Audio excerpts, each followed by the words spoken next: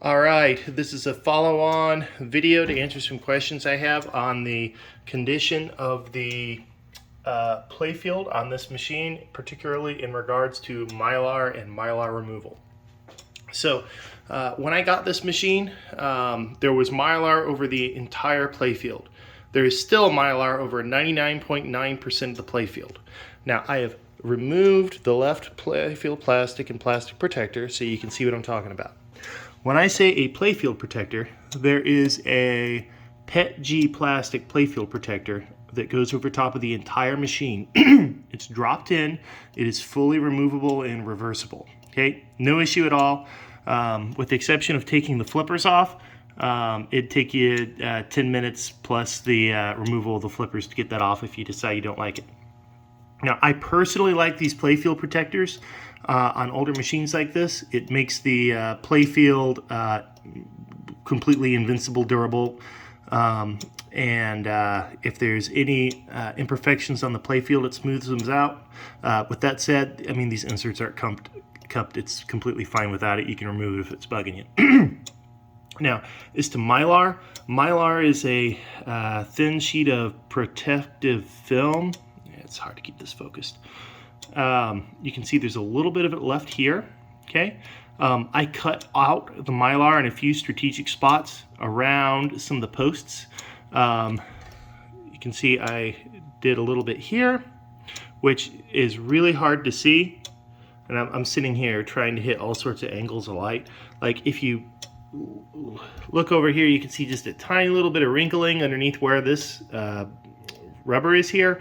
There was a lot more wrinkling around these posts from where somebody over tightened these probably 20 years ago.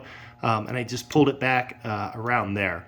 I mean, that's, hold on, smaller than the area removed is smaller than the area that a ball would roll around anyways. But I pulled back and cut with this X-Acto knife a little bit around here, a little bit around here, a little bit here, and there was a messed up piece around here. I can't show you lines exactly where it was removed anywhere except this is the only spot I can see it. You can see there's just a little bit of change in the reflection of the light right here, and it was just really wrinkly underneath that spot. So like I said, I just peeled it back and cut it there. And what was I trying to remove by doing that? So if you look up here down the little ABC lanes, whatever you want to call it, you can see there's a little bit of, like here's a good spot, you can see it, like a little wrinkle in the Mylar here. It was really, really bad in these other spots that I had removed it from. This isn't too bad at all. But I was just basically cutting that out so that the playfield was completely flat and looked nice. Doesn't impact play at all. And there's a playfield protector over that anyways, to include the spots where I removed the Mylar, so the playfield is double E, triple E protected there. But there you go. Once again, this playfield looks beautiful. It's had Mylar on it for ever. This appears to be almost all original as far as the art goes. The only spots I can find where there's any sort of touch-up that I can identify is like looking over here, and it's hard to see. Maybe a slightly different color around here in some spots that may have been touched up.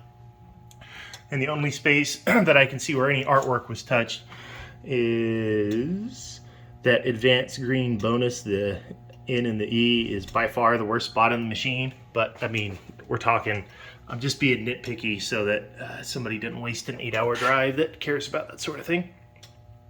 But that's not something you can even see from up here where you're playing anyways. And it's like, okay, how close do you have to get before you notice that? But I always believe in pointing out the negatives on the machine. Those little spots with the Mylar, that's about the most negative thing on that.